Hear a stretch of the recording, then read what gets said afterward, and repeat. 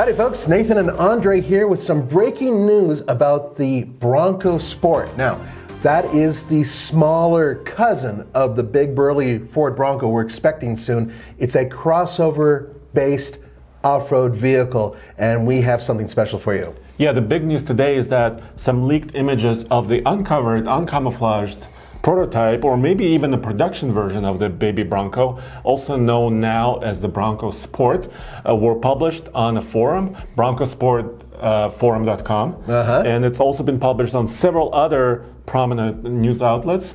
So we wanted to bring in the news and also tell you what we're expecting from this and how to differentiate it from the big Bronco, right? Oh, there's many different ways to do that, and we will get to that. Right. But here's the thing about this vehicle. First of all, I'm very excited about it, and the reason why is a lot of people do not want a off-road serious vehicle. What they want is something that's kind of fun and adventurous, but really is a crossover. And efficient, right? And all the rest. Exactly. And this vehicle, now this is according to Ford, is based on their C2 Ford platform, which is also underpinning the Ford Escape. So we'll be able to talk about a lot of the components that are on the Ford Escape, which most likely will be on this vehicle as well. Yeah, and we know Ford is working on it. You interviewed Ford officially about this, and they said we will be working on an off-road focused vehicle, and we believe this is it. We're seeing it. And first of all, that front, it's that big grille with a Bronco name stamped into it. And there were other images leaked several weeks ago that showed a similar image of kind of a one horizontal grille that looks very similar to this. That's right. And months ago, actually nearly 2 years ago, Ford had a special meeting with dealers, and they teased many images of this Bronco Sport. And yeah, from here on, we're calling it the Bronco Sport because on the tail of the vehicle, it says Bronco Sport. Yes. So we're pretty much sold on that. Let's talk about the tail on these images because there's a lot of controversy about this tail. Right. To me, it looks like, and I think this is a good part about it, it's kind of a marriage of the Ford F-150 truck platform with a crossover because the tailgate has creases in it. It looks like there's a nice beefy latch where you can, boom, open it right away. But some people don't like that. Yeah, but there's more. That's the separated glass that actually can open on its own, and that gives you a little bit more utility, and a lot of people like having that so that way they don't have to open the whole tailgate in order to get in there. And it's entirely possible that it'll have the kick-to-open tailgate system that they have available in the Escape as well, which means automation. Some of you guys like that, some of you guys do not. But going back to what was happening at the dealership meeting 2 years ago, the images that we saw from that Ford has been doing flips in order to make sure nobody sees them, but we've seen them.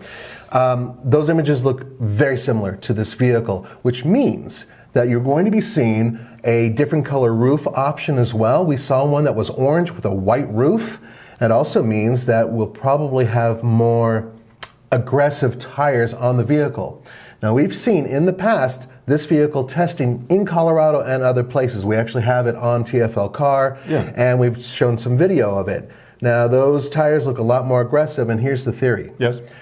It's entirely possible that Ford will be using Hankook to supply those off-road tires on the more off-road worthy versions of this vehicle. And it's also possible that what you're looking at right now might be the base model, and I'll get to that in 1 minute. But the thing is that we expect a couple different powertrains and a more advanced off-road system, right? Yeah, well, before we get to the powertrain and off-roading, this one is a blue, kind of a bluish color, which is nice. It's a nice looking color. It's pleasing. It also has kind of a blacked out top, it looks like. So the glass surround is kind of black trim, and I think it also has kind of a blacked out roof. It does, but if you look at the one, once again, from the dealership meeting, it actually had that same thing, except for the very top was white, and the mirror caps were also white. So I'm thinking that is part of what they're going to be doing. Or maybe multiple accessories, multiple versions of it, right? Exactly. Now that is actually something that's important. Let's talk about powertrains, because it will probably share them with the Escape, correct? Right. So I did my best to enhance this picture to look under the hood and see if I can match that cover the engine cover with currently what's on the Escape. And it looks a lot like the same engine cover for the 1.5 liter turbo, which is a 3-cylinder engine that puts out 180 horsepower. Now that's the base engine available for the Ford Escape. Once again, this is the same platform. And that means also an 8-speed automatic transmission. So it's possible that that's what they're starting with, and then they might put in a 2-liter turbocharged 4-cylinder engine that produces 250 horsepower, or possibly even more. That's on the higher end versions of the Escape. Finally, there are 2 hybrid power plants, and it's entirely possible that Ford may actually have a hybrid version of this, which is a 2.5-liter hybrid that puts out 198 horsepower combined, and there's a plug-in hybrid that Ford has with the Escape. Now, once again, we don't know. Lots of possibilities. There's there. a lot of possibilities with drivetrain. The good news is if you like the hybrid version of it, that still has an all-wheel drive version. But let's talk about all-wheel drive. Yeah, it has an intelligent system, right? I mean, I'm sorry. Let's talk about the Escape. Right. Right? And how the Bronco Sport could utilize that.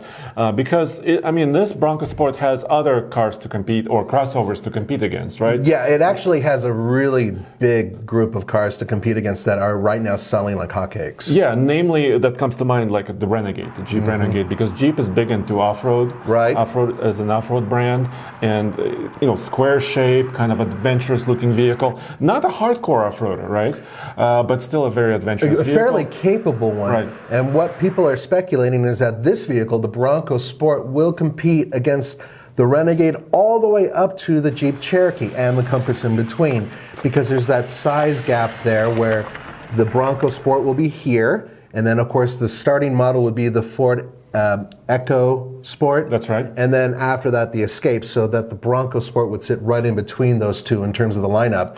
And it'll go head to head with whatever Jeep has, especially when the big Bronco comes out. So it could start in a low $20,000 range, potentially. Yeah. Potentially. And maybe even in front-wheel drive. That is correct. It's entirely possible. So let's move on to all-wheel drive. I'm sorry to sidetrack. That's okay. So the all-wheel drive system currently used in the Escape is the Intelligent All-Wheel Drive System, which gives you Intelligent Terrain Management System. Now, by the way, they also have an Intelligent Four-Wheel Drive System available in Ford trucks. Right. So we're sort of splitting the difference between the two of them. Now, if you do get the Intelligent Terrain Management System as part of the Bronco Sport, and there's no reason to assume that you wouldn't, that means that you'll have a normal setting, mud and rut setting, a sand setting, snow, gravel, and grass setting, and hill descent control.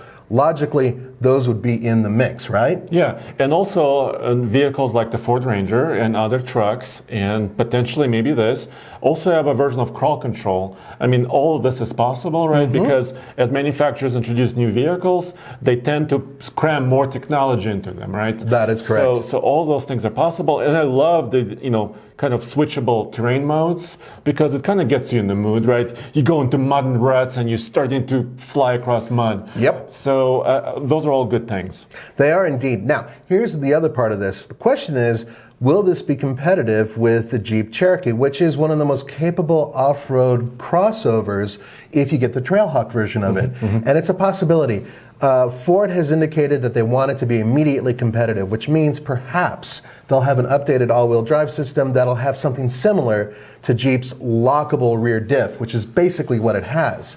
And I'm not saying it will have it, there's no announcement about it, but they are talking about a more advanced off-road system in this vehicle, which makes sense because it looks like it's made for off-roading. Speaking of which, Yes.